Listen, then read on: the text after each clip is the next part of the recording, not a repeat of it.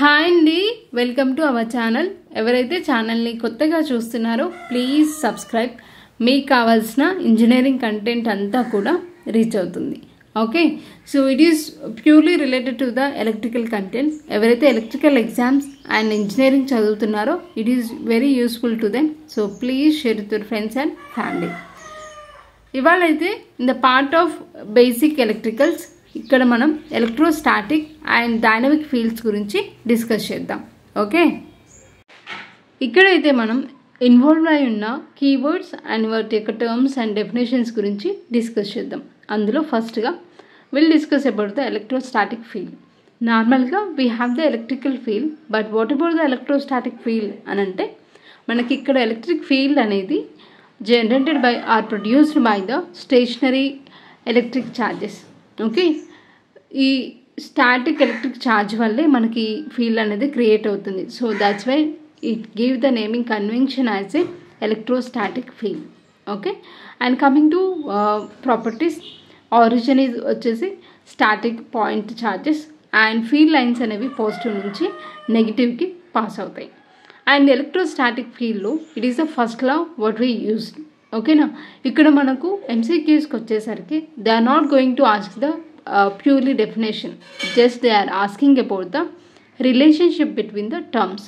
Okay, so terms అనేవి వాటి యొక్క రిలేషన్ అనేది చాలా important.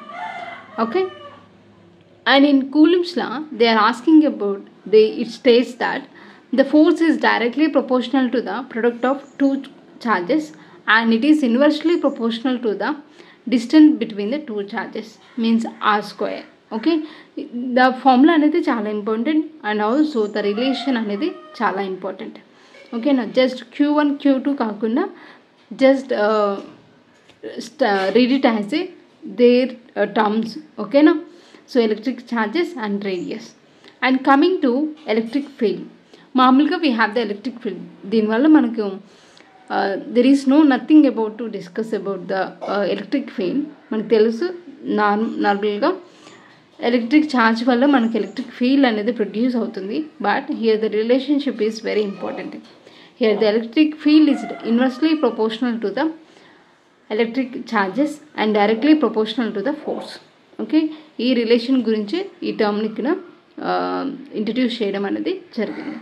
And coming to Gauss law, ఎలక్ట్రోస్టాటిక్లో గాస్ లా అనేది చాలా ఇంపార్టెంట్.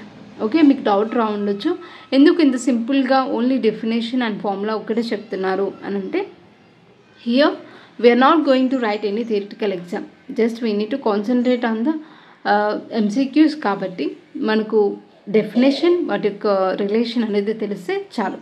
ఓకే, గాస్లో వచ్చేసి it is talk about the charges enclosed inside to a charge closed surface to the electric flux, means it shows the relationship between the electric flux and also charge enclosed.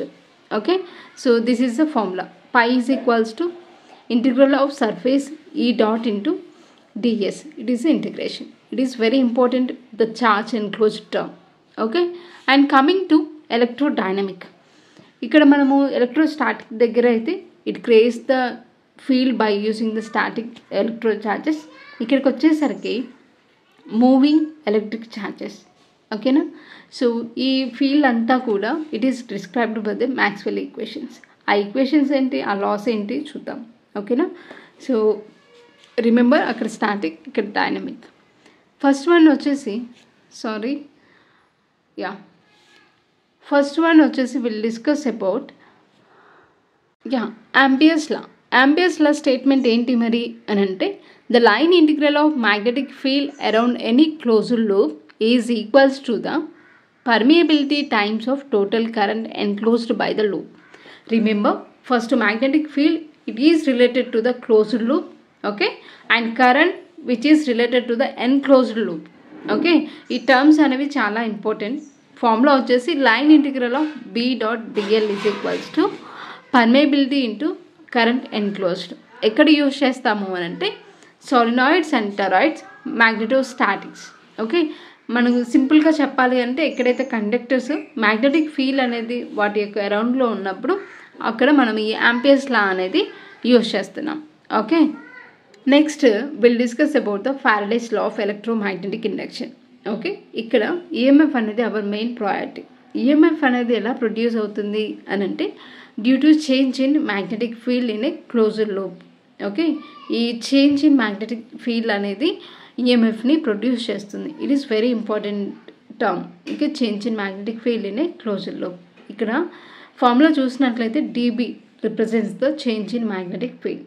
Okay, applications వచ్చేసి ఎక్కడ use చేస్తున్నారు అని అంటే generators, transformers and induction motors. Okay, our typical AC అప్లికేషన్స్లో మనం ఈ Faraday's law of electromagnetic ఇండక్షన్ని use చేస్తున్నాం. Okay, Biot Savart's law it is very important in electrodynamic field. Okay, ఇక్కడికి వచ్చేసరికి మ్యాగ్నెటిక్ ఫీల్డ్ అనేది created due to the small amount of current carrying conductor. ఓకేనా, so మనం ఫార్ములా చూసినా కూడా dB it represents the small amount of magnetic field. Okay, దేనివల్ల? Current carrying conductor వల్ల produce అవుతుంది. ఓకే, మరి ఎక్కడ యూజ్ చేస్తున్నాము అని అంటే కరెంట్ లూప్స్లో అండ్ వైర్స్లో అండ్ ఆల్సో ఎక్కడైతే మ్యాగ్నెటిక్ ఫీల్డ్కి సంబంధించిన అనాలిసిస్ చేస్తున్నామో అక్కడ మనం ఇలానే యూజ్ చేస్తున్నాం. Okay, this is all about the static and dynamic electrical fields. మీకు కనుక ఈ వీడియో నచ్చినట్లయితే please like and share with your friends and family. Okay, will see in next video. Thank you.